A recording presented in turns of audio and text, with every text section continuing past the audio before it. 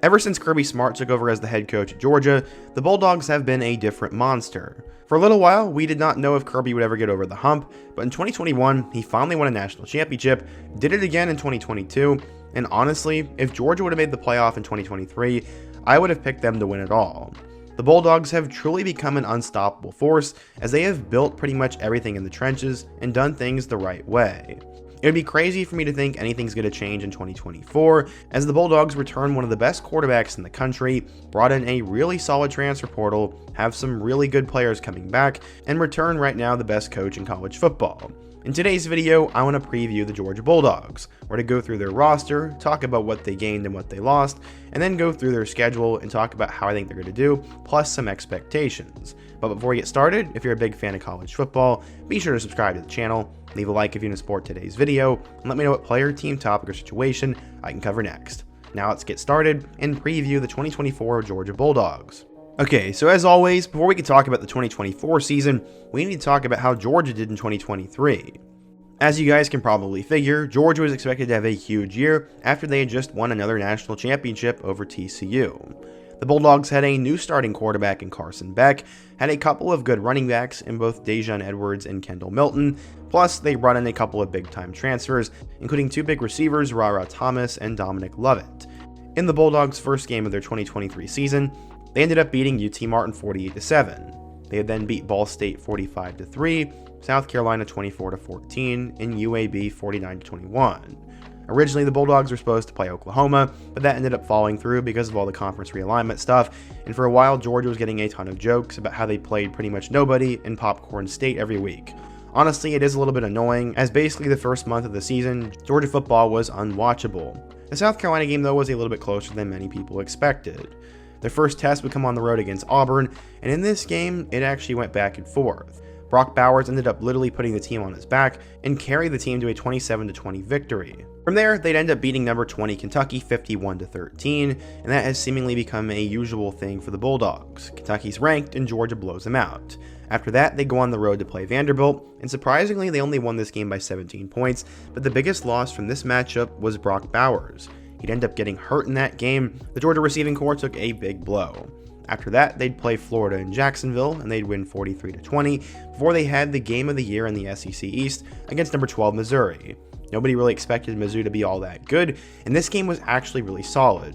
Georgia was in control for most of the game, but down just a couple of points, Mizzou had a chance to go down and take the lead with just under 8 minutes to go. Fortunately for Georgia, Brady Cook threw a terrible interception to their big defensive lineman, and then they ended up scoring and getting a couple of interceptions and won 30-21.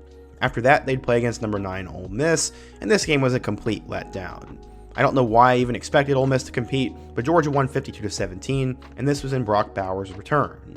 After that, they go on the road to play against number 18 Tennessee, and just like Ole Miss, I did not think Tennessee had what it took to pull the upset off, and they did not. Georgia won 38-10, and then they'd finished the year playing a good Georgia Tech team.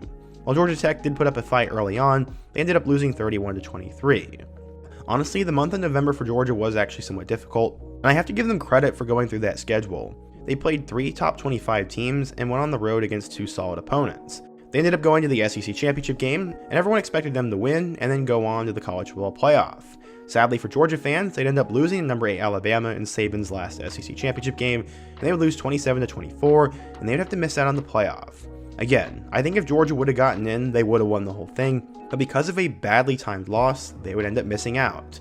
They'd end up playing number 5 Florida State in the Orange Bowl, and while Florida State fans will say the whole team opted out, Georgia beat them so badly, I don't think it would have mattered who was on the field. They won 63-3, and it was clear that Georgia was not happy. They ended up finishing number 3 overall in the country after going 13-1 with an 8-0 record in the SEC. It's really upsetting because Georgia definitely deserved to be in the playoff, and literally any other year moving forward, they would be. Sadly, it didn't end up happening, but it was a good year. Carson Beck threw for nearly 4,000 yards and 24 touchdowns. Dejon Edwards and Kendall Milton ran for a combined 1,700 yards with 27 touchdowns. And then in terms of the receiving game, Brock Bowers led the way with 56 catches and 6 touchdowns. Dominic Lovett and Marcus Rosemay-Jacksaint were second, and then Ladd McConkey was third. On defense, Tyke Smith ended up leading the team in tackles with 70. Jalen Walker led the team in sacks with 5. And Kamari Lassiter led the team in pass deflections with 8. The defense was really solid once again, and they decided to add another pretty good recruiting class. When I say pretty good, I mean they signed the number 1 overall class. It's headlined by 2 top 10 players in Ellis Robinson and Justin Williams, a couple of other 5 stars, KJ Bolden and Chris Cole, and then just a loaded sheet of 4-star players. In terms of the transfer portal, they picked up 11 total transfers, and the guys who in my opinion are most notable are Jaden Rashada, who was a former blue chip quarterback recruit from Arizona State. You got Colin Gill, a corner from Oregon, Benjamin Urasek, a tight end from Stanford, 3 really good skill players that make this team even better. Trevor Etienne, a running back from Florida, Colby Young, a top 10 receiver transfer from Miami, and London Humphreys, another top 10 receiver transfer from Vanderbilt. Add on top of that, Xavier McLeod, a defensive lineman from South Carolina, and Georgia just absolutely reloaded. As we go through the offensive and defensive depth chart, please bear with me as I am not a die-hard Georgia fan, so I don't know every single player. When you take a look at the quarterback position, it is honestly loaded. You bring back Carson Beck, who some believe could win the Heisman Trophy this year, and be the top quarterback in the 2025 NFL Draft, and then behind him, you have former 5-star Gunnar Stockton, incoming transfer Jaden Rashada, and true freshman Ryan Puglisi. I think Puglisi's injured, but the quarterback room is completely fine for the Bulldogs. Honestly, it's completely loaded. In terms of the running back spot, they will have to replace their top 2 guys from last year, but they brought in Trevor Etienne, who's projected to be the number 1 guy, and then you have 4 players behind him who will all be fighting for playing time. You'll have both Roderick and Branson Robinson, Cash Jones, and then Chauncey Bowens. All those guys should have a legit chance to play, and at the receiver spot, it's also pretty loaded in my eyes. The starter at the X spot will be Colby Young, the senior transfer from Miami, and the 2 backups behind him will be Ra Thomas from Mississippi State and true freshman Natarion Tuggle from Northern Indiana. At the Y spot, you'll bring back Dominic Lovett, who I expect to be the number 1 receiver on the team, and then behind him you'll have Anthony Evans and Sokovie White. At the Z spot, I think there's a 3-way battle to start there, and that includes Dylan Bell, Arian Smith, and London Humphreys. You'll also have Michael Jackson III there, and to me this is the most intriguing battle on the offense. In terms of the tight end spot, they lost Bowers, but they'll bring back Oscar Delp, who many have been super excited for. They have Lawson Lucky, who was a big-time recruit coming out of high school, and then true freshman Jaden Riddell from St. Louis should also get an opportunity to get on the field. They also have that Stanford tight end. In terms of the offensive line, again, bear with me, I'm not a diehard Georgia fan, but it looks like at left tackle, it'll be Ernest Green. At left guard, it'll be Dylan Fairchild. At center, it'll be Jared Wilson. At right guard, it'll be Tate Ratledge. And then at right tackle, it'll be Xavier Truss. Honestly, I cannot find a single weakness on the Georgia offense. But honestly, Georgia's offense looks terrific. In terms of the defensive side of the ball, at defensive tackle, you have Warren Brinson. At nose tackle, you have Nazir Stackhouse. At defensive end, you'll have Michael Williams. And then at the jack spot, you'll have Chaz Chambliss. Chambliss is a great player. At the money spot, you'll have CJ Allen.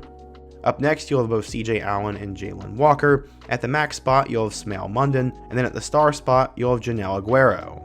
Looking at the corner spot, you'll have Dalen Everett and Julian Humphrey. At strong safety, you'll have Malachi Starks. And then at free safety, you'll have Ja'Cory Thomas. Once again, I'm no expert, but it looks like Georgia has literally no weaknesses. So now that you know about the roster, how is Georgia going to do on the field this year? Honestly, the Georgia schedule is going to be pretty fun. In week 1, they have to play against Clemson, and this is a neutral site game at noon. This is probably the most high-profile game of week 1, and while in the past, Clemson's been a different monster, right now I just don't trust the Tigers, and I think Georgia wins this game by 2 touchdowns. We're going to need to see a lot more from Cade Klubnik before I ever pick against Georgia in this game. After that, they'll come home and play against Tennessee Tech, and there's no way they lose that. And then after that, they go on the road to play Kentucky. The most intriguing thing about this Kentucky matchup is that former 5-star quarterback Brock Vandegrift will be the starter, but other than that, the game should be over by halftime. Kentucky has never been able to prove that they can even remotely compete with Georgia, so there's no reason to pick this game for them. That puts Georgia at 3-0 for a huge road matchup against Alabama. We don't really know what Alabama is going to look like under Kalen DeBoer, but I still think they're going to be a top-tier team in the SEC and probably win 10 games. This is the second most difficult game on their schedule, but I think Georgia wins. Georgia is not happy about what happened in the SEC Championship last year. These two teams are essentially rivals, and Georgia I think is just better. Will it be close? Probably, but I think Georgia wins. After that, they get to play Auburn at home, and I have pretty much no faith in this Tigers team, because as long as Peyton Thorne's the quarterback, there's no way they do anything. It's another win for Georgia, and then they'll beat first-year head coach Jeff Lebby in Mississippi State.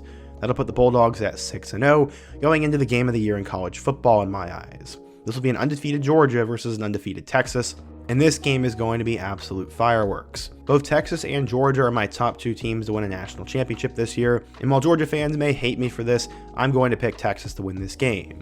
Not only are they ridiculously good, but they're also at home. I also don't think that Georgia wins all 4 of these high-profile matchups they have, so I'm going to pick Texas to win in a close one, giving Georgia their first loss. After that, they'll play against Florida, and that game will also be over by halftime. Following that, you have their 4th high-profile game of the year, as they'll go on the road to play against Ole Miss.